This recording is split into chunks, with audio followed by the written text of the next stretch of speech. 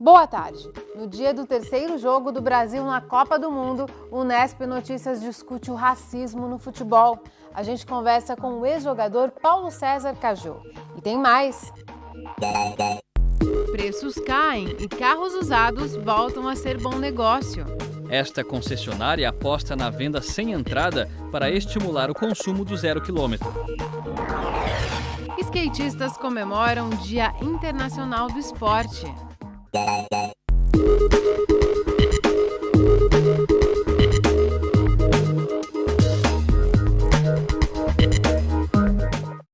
A venda de veículos 0 km caiu neste ano em comparação com o mesmo período do ano passado. Aqui em Bauru, as concessionárias tentam retomar a venda dos novos. O consumidor deve ficar atento para fazer o melhor negócio. Eu tenho um pet shop. Isabel tem um pet shop e precisava de um carro espaçoso para transportar os animais. Ela procurava um veículo com caçamba. Na hora da decisão, deixou o 0 km na loja e optou por um seminovo, ano 2012. A explicação: diferença no preço. Eu comparei com o 0. Na atual circunstância, o mesmo veículo não completo sairia R$30 mil. Eu optei por um usado pelo conforto, vidro elétrico, trava, todos os opcionais, com preço melhor e um pouquinho mais barato. Você acha que economizou quanto levando um seminovo? Eu acho que economizei uma faixa de uns R$3 mil. O comportamento dela foi o mesmo que o de milhares de consumidores neste ano. Crédito mais escasso e volta do imposto sobre produtos industrializados, o IPI, puxaram para baixo a venda de carros novos em Bauru. Outro fator é a obrigação de freio ABS e airbag, que encarece os novos em R$ 1.500 na média. A queda na venda de veículos 0 km é sentida nos números em Bauru. Em 2013, a média mensal de emplacamentos de veículos novos era de 1.243 por mês. Em 2014, essa média mensal caiu 41% para cerca de 725 veículos. Os dados são do Departamento Nacional de Trânsito, DENATRAN. Na opinião deste economista, a queda nas vendas faz parte de um contexto nacional do momento da economia brasileira. Existe um problema hoje localizado na economia, a economia patina. As pessoas, os trabalhadores, as famílias estão com receio de perda de emprego, alguns já perderam o emprego, portanto, renda menor. O outro fator que pode ajudar nas compras é crédito mais caro. O governo mudou toda a política em relação a isso. E os bancos estão com medo de calote, portanto, rigorosos na concessão de crédito. Então, se eu combinar um consumidor mais cauteloso, sem renda futura garantida, um crédito mais caro e um banco mais rigoroso, o reflexo é sobra de produtos no estoque. Esta concessionária aposta na venda sem entrada para estimular o consumo do 0 km. A gente está fazendo o marketing que precisa, de varejo. Então, promoção sem entrada, um prazo maior para pagar, entre 48 e 60 meses, é o que está atraindo o pessoal agora. Os opcionais sempre atraem, Então, por exemplo, você dá um brinde de um kit de som, um ar-condicionado um pouco mais barato, uma direção hidráulica, isso sempre atrai o consumidor. Nesta outra loja, a promessa é de parcelamento sem juros. Tudo para que o cliente escolha o 0 e não usado. Onde você compra veículos em 24 parcelas, até em 36 parcelas com juros 0. Então isso é um fator que está vendendo o carro novo e não o seminovo. A previsão do governo é que até o mês de agosto o IPI volte a ser 7%. Por isso, a orientação a quem pretende comprar carro 0 é compensar esse aumento tentando desconto em outros itens. O que vai adiantar a concessionária e as montadoras repassarem para o preço final esse produto, que é um produto que não está vendendo. Então, eles vão compensar isso de alguma maneira. O IPI pode vir, mas vai oferecer um IPVA gratuito, vai tentar dar algum outro brinde, algum outro estímulo. Então, eu não vejo que a questão do IPI seja decisiva. Vai sim agravar a situação das concessionárias, que deverão sacrificar ainda mais margem. Agora, é um setor que tem forte pressão junto ao governo, com milhares de empregos. Então, não fica descartado, no segundo semestre, uma postergação até dessa questão da alta do IPI, se a paradeira continuar no cenário que existe atualmente.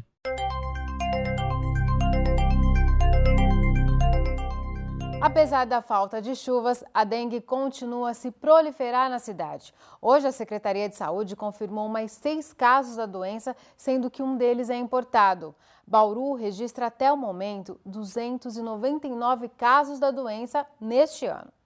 A estiagem continua. É uma das marcas do inverno que começou às 7h51 da manhã do último sábado. Veja agora como fica o tempo nos próximos dias. As informações são do IPMET e do CPTEC. Uma massa de ar seco mantém o tempo estável em todo o estado de São Paulo. Não há previsão de chuvas para esta semana e as temperaturas entram em ligeira elevação.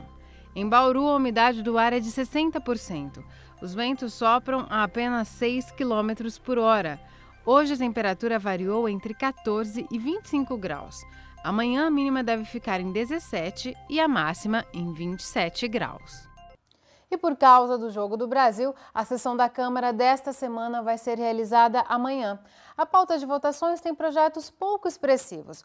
Os mais importantes são o que dispõe sobre a política municipal da pessoa idosa e o que institui o programa de proteção ao patrimônio municipal.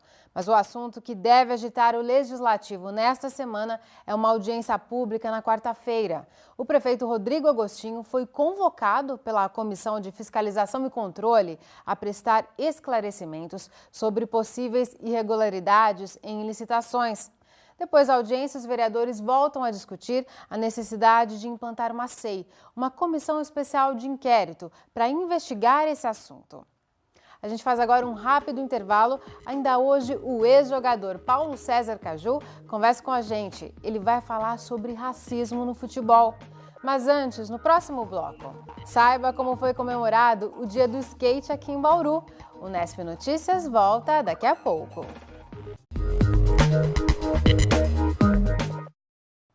Foi realizada neste fim de semana a segunda fase do vestibular de meio de ano da Unesp. Segundo a Vunesp, responsável pelas provas, a abstenção chegou a 20%. Aqui em Bauru, os candidatos concorrem a vagas no curso de Engenharia de Produção. O resultado sai no dia 15 de julho. Outras informações estão no site da Vunesp.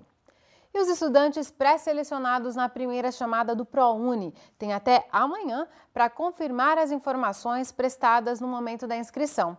O vestibulando deve ficar atento. Quem perder o prazo é automaticamente retirado do processo.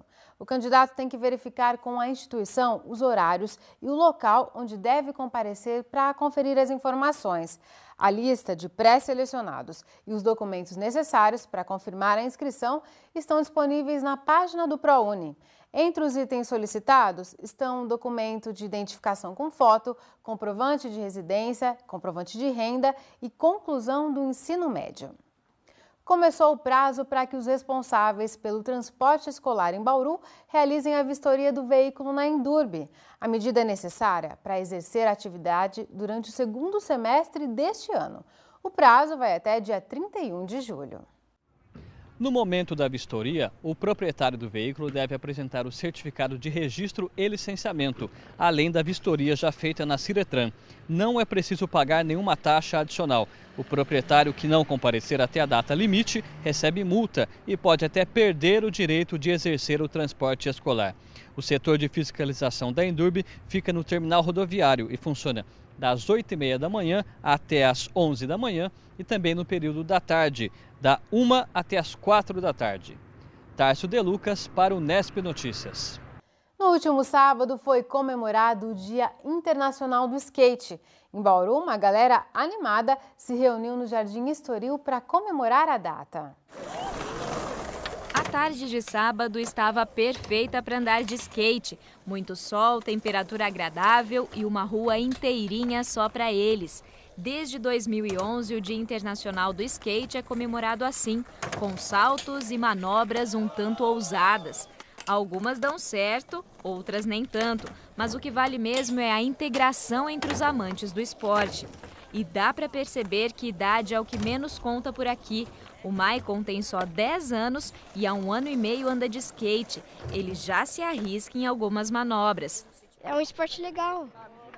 Você se diverte, você faz amizade nova. O Guilherme, da mesma idade, há 6 meses, vem ganhando equilíbrio sobre a prancha e não tem medo de uma possível queda. Eu ponho joelheira, só que aí quando eu caio de assim. Só que aí não dói, só que eu descanso um pouquinho, depois paro, depois volto. Depois é assim, Eles participam do projeto Wise Madness, que oferece aulas de skate e patins para crianças de várias idades. O projeto é coordenado pelo Enilson, que decidiu trazer os alunos da escolinha para comemorar a data com os outros skatistas da cidade. O skate é uma válvula de se trabalhar com cidadania, com formação, prevenção à violência, a drogas, né? Na escolinha de skate que a gente tem, nosso projeto, o skate é uma ferramenta de inclusão, de integração, e hoje a gente está aqui com alguns dos alunos para integrar com outros skatistas de outros bairros, outros projetos, para eles conhecerem pistas novas, fazerem amizades novas e a gente comemorar todos juntos, na mesma vibe, né, o Dia Internacional do Skate. Já que o objetivo é integrar os skatistas, que até vieram de outras cidades da região para participar, não há competição. Cada um mostra o que sabe, pega dicas com os colegas e faz novas amizades. É uma forma de estimular a prática do esporte, torná-lo mais conhecido. É também, porque pessoas que passam aí, às vezes não conhecem, não sabem a força que o skate de Bauru tem, acaba passando, vê uma multidão assim, bastante moleque praticando o esporte, aí eles passam a conhecer e dá um pouco mais de valor, né? Assim como nos demais esportes, o apoio da família é muito importante.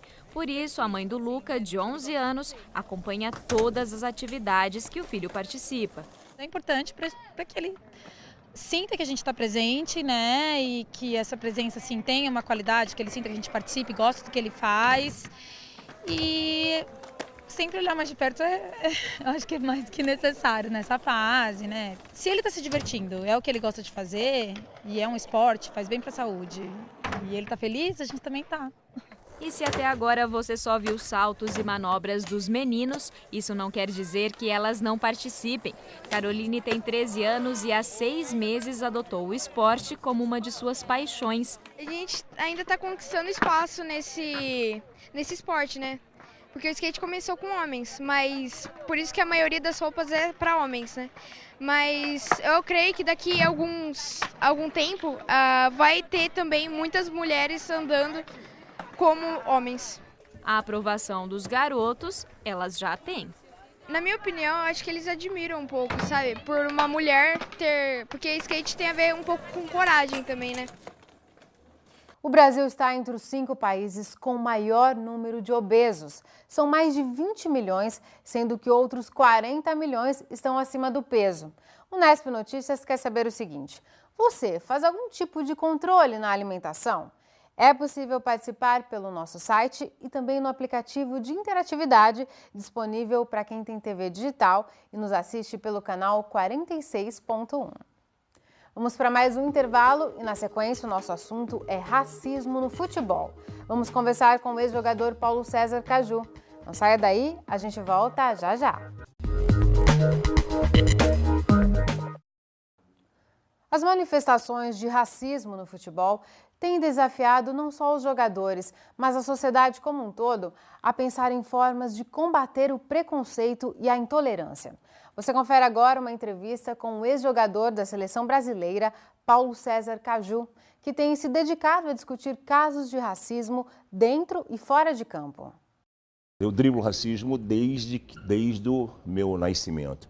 Eu acho que tudo depende muito da educação. Na minha fase de jogador, na minha infância mesmo, minha mãe era doméstica e analfabeta de pai e mãe, veio de Minas Gerais, com uma tradicional família mineira. E eu me lembro de um episódio que aconteceu comigo, que eu tinha que sair de Botafogo, atravessar o túnel para chegar em Copacabana, no serviço dela, que eu estudava de manhã. E às vezes estava com saudade, às vezes precisava de alguma coisa.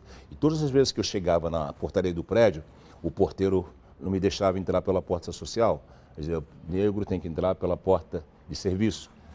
Lógico que me incomodava, mas não... Eu falei, pô, cara, não é possível isso, né? Mas eu não entendia, era criança, e eu não entrava. E eu ficava do lado de fora. Eu falei, não vou entrar. Eu espero a minha mãe, eu esperava 5, 6, 7 horas. Aí fui crescendo, veio a minha vida profissional, aí fui adotado por uma outra família também de negros, meu pai, ex-jogador de futebol. Então, E a partir daí eu comecei a ter uma visão realmente do que representava, do que significava a discriminação da pele, né? Mas acho que tudo vem da educação. Da educação, do teu comportamento, né? De você se fazer respeitar, né? Mas eu acho que tudo influi na educação. E o futebol brasileiro está passando por um período muito ruim nisso. Está muito agressivo, fora do campo, dentro do campo, quem dirige, quem comanda e quem joga. Então, na sua opinião, o racismo em campo é um reflexo da sociedade? É um reflexo da sociedade. O racismo sempre existiu, como ele existe contra o judeu, como ele existe contra os asiáticos, né, que é a raça amarela, que eles dizem, né, porque tem a pele amarela, a pele clara, contra os árabes, né, e contra os negros. Agora, quando você pega um período, nesses últimos 15 anos, dos problemas na Europa, por exemplo, da economia de Portugal, da Itália, da Espanha, né, da própria França, que vem, por exemplo, os imigrantes das colônias francesas, Camarões, Senegal, Togo, Guadalupe, Martinica. Aí você vem, de repente, para os portugueses, né? Portugal, aí vem, lembra-se quando houve uma discriminação contra os dentistas brasileiros, essas coisas. Então tudo isso gira em torno do que está acontecendo no mundo, né? A perda de empregos, a falta de emprego, você não tem condições de morar bem, de comer bem, de seus filhos poderem estudar, tudo isso gera, você vai para cima de quem? Você culpa o imigrante. Aí daí do imigrante você culpa o preto, você culpa o judeu, você culpa o árabe, você culpa. Eu acho que gira em torno de tudo isso aí. Agora, em relação às punições aos torcedores que cometem esses atos racistas, na sua opinião, elas têm dado resultado? Não. A FIFA, ela brinca com a gente, né? Como ela está brincando aqui no Brasil, né? Quando tem um ato desse, você tem que eliminar o clube, tem que banir.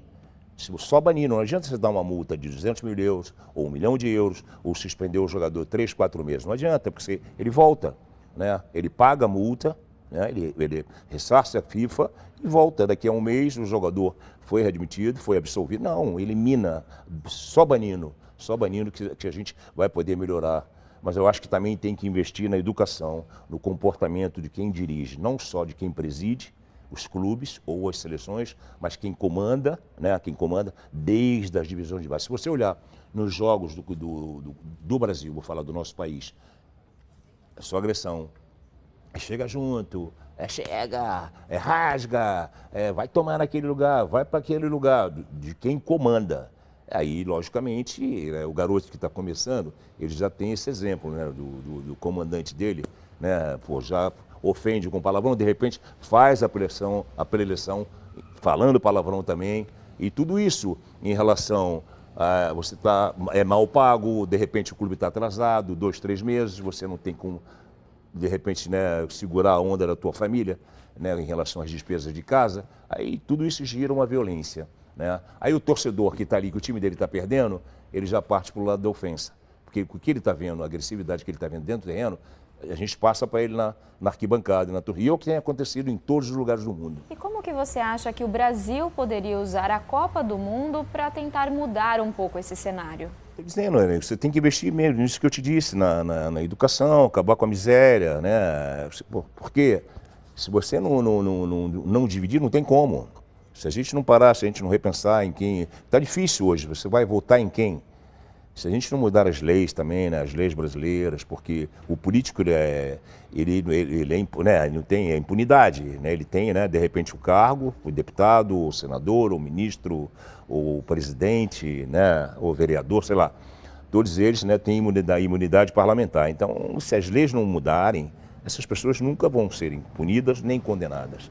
Né? Isso vai continuar a mesma coisa. Aí a gente vem, ganha uma Copa do Mundo, né? Aí vira um folclore de novo, o Brasil ex-campeão. E o resto? E a educação? Né? E a saúde? E a cultura? Né? E o bem-estar? E o salário? E as favelas? E o tráfico? Né? As crianças que não têm outro caminho no morro, que não tem para onde seguir, que não tem como sobreviver. Como é que tu vai ganhar R$700? Não vai ganhar. Se ele ganha do traficante R$500, talvez por semana no morro, logicamente que ele vai enveredar por esse lado, ele vai ser traficante, ele vai ser gerente primeiro, depois chefe do tráfico, aí morre com 18 anos. É nisso que a gente tem que pensar, né? Em uma entrevista recente, você criticou a postura do Pelé. O que você acha que ele deveria fazer? A única coisa que eu gostaria que ele repensasse que nós tivemos Nelson Mandela, nós tivemos primeiro Martin Luther King lá em 68, né? You have a dream, né? Você tem um sonho. Aí depois nós tivemos Muhammad Ali, com a minha, né? Eu tinha 16 para 17 anos, quando ele foi campeão do mundo, campeão olímpico, e falou: essa guerra é dos brancos, essa guerra não é minha, a guerra do Vietnã. Aí pegou 4 anos de prisão, foi preso 4 anos, perdeu o título, depois voltou, foi campeão. Teve uma postura. Depois Nelson Mandela, que foi condenado sem cometer crime nenhum, ficou 27 anos preso, depois foi eleito presidente da África do Sul e praticamente diminui muito, né, o racismo na África do Sul. Que parece pronunciasse, só isso. Que ele só se pronunciasse como negro, só. Mais nada. O Nesp Notícias termina agora. Amanhã, às 5h30 da tarde, a gente volta ao vivo. Lá no nosso site você pode rever as reportagens desta edição. Tchau!